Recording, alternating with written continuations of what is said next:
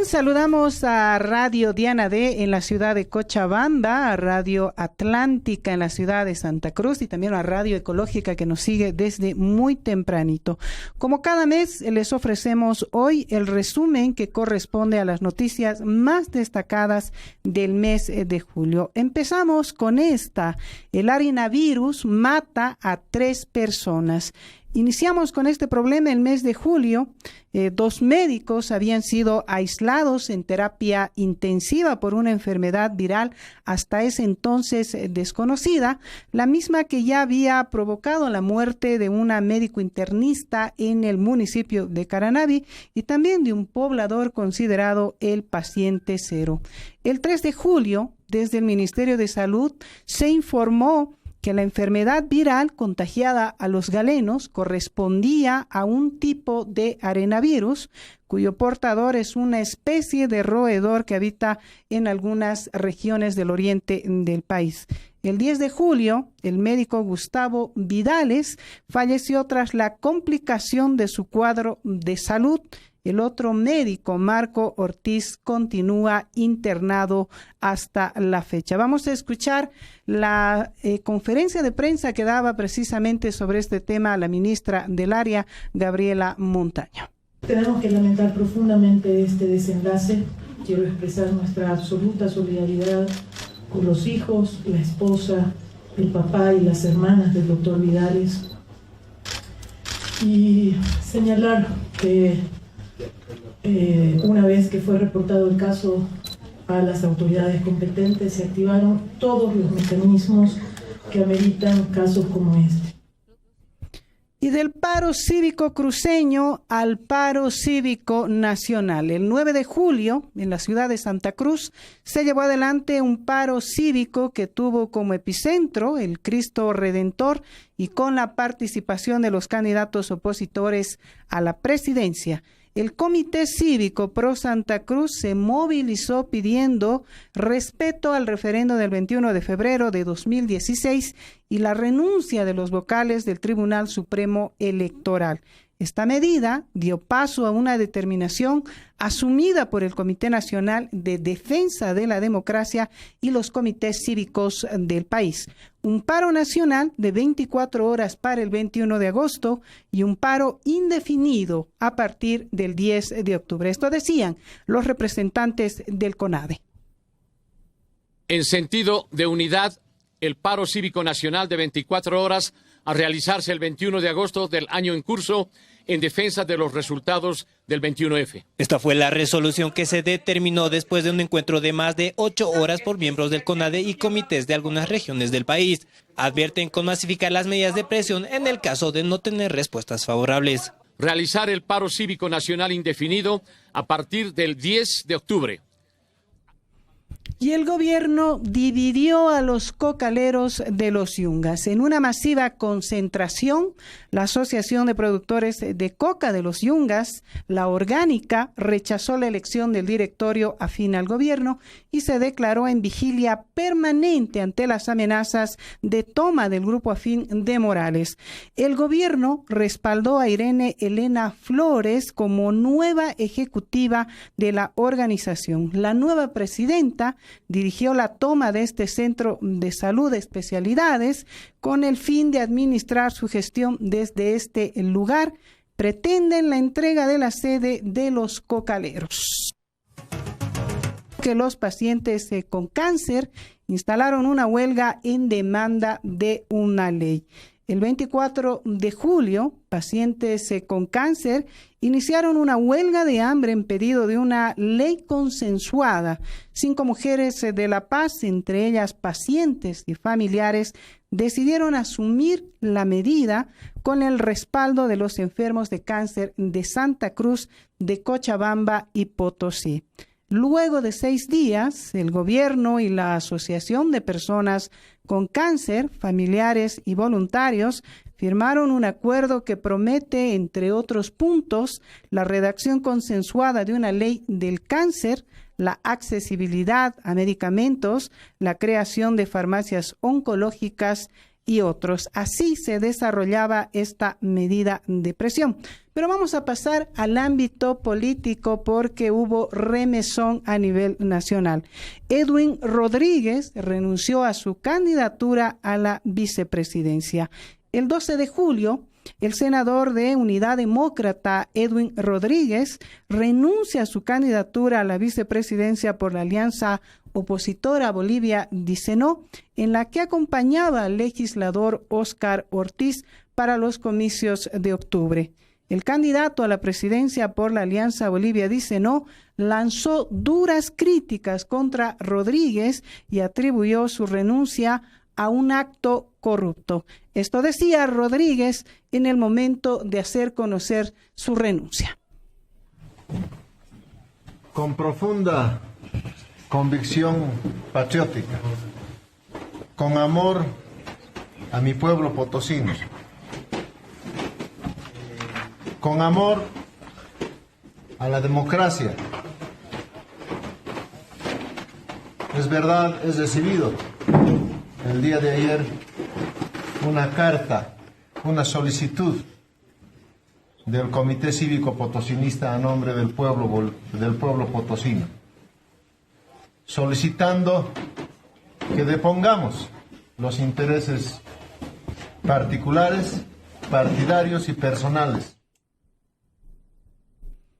Otra renuncia también generó polémica. Diego Ayo dejó la vocería de Comunidad Ciudadana tras una declaración mal interpretada.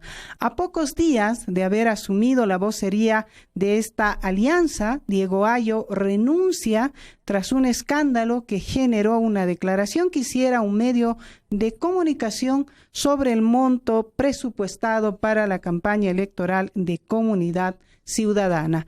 Carlos Mesa acepta la renuncia, aclarando que presentaron un presupuesto menor a 10 millones, declaración atribuida a Diego Ayo. Pero también vamos a hablar del Tribunal Constitucional porque volvió a violar la Constitución Política del Estado.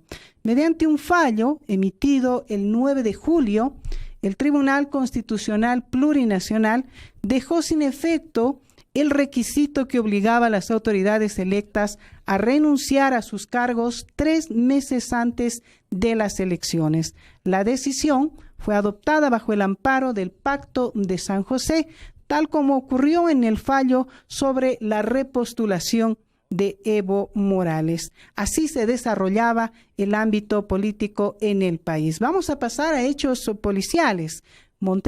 Pedro Montenegro es sentenciado a 6 años de prisión, pero no se da curso a su extradición. La jueza cuarto de instrucción en lo penal en Santa Cruz, Marianela Salazar, sentenció a 6 años de prisión a Pedro Montenegro Paz por delitos de falsedad ideológica. La sentencia debe cumplirse en el penal de Palma Sola.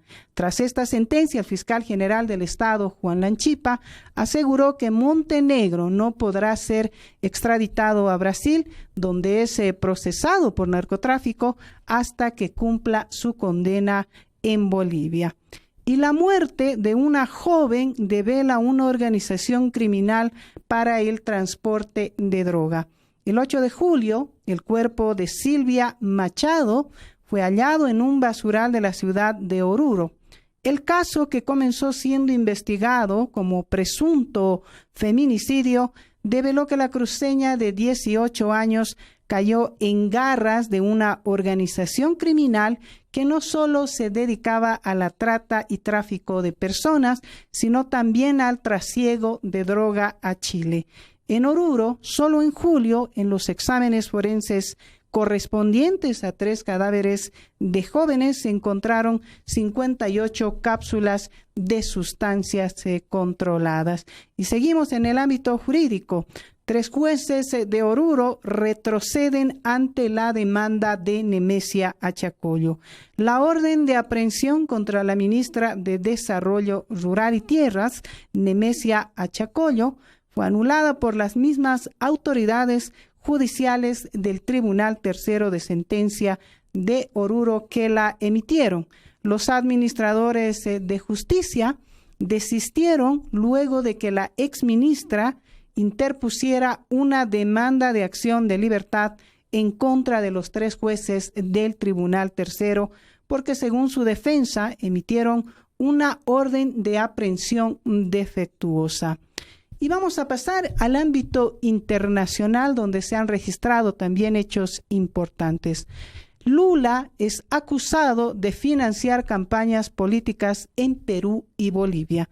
El exministro Antonio Palocci revela en la Comisión Parlamentaria de Investigación de Brasil, que investiga los acuerdos de financiación del Banco Nacional de Desarrollo Económico y Social, que el expresidente Luis Ignacio Lula da Silva actuó personalmente en el desvío de las coimas recibidas por el Partido de los Trabajadores.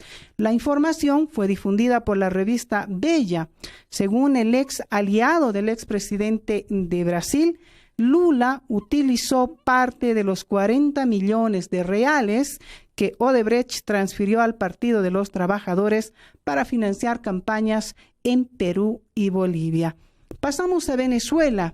Las demoledoras conclusiones de Michelle Bachelet sobre el régimen de Maduro causan polémica.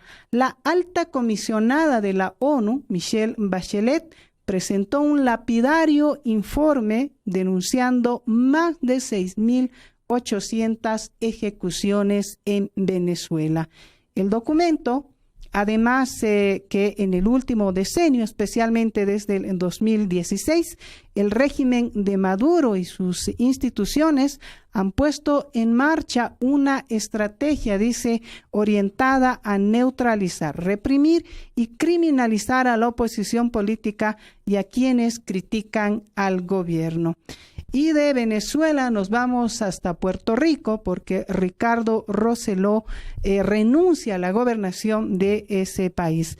Ricardo Rosselló anunció su renuncia como gobernador de Puerto Rico el miércoles 24 de julio al reconocer que no podía mantenerse por más tiempo de manera creíble en el poder, después de que un levantamiento popular extraordinario y un proceso de destitución en ciernes había descarrilado su gobierno.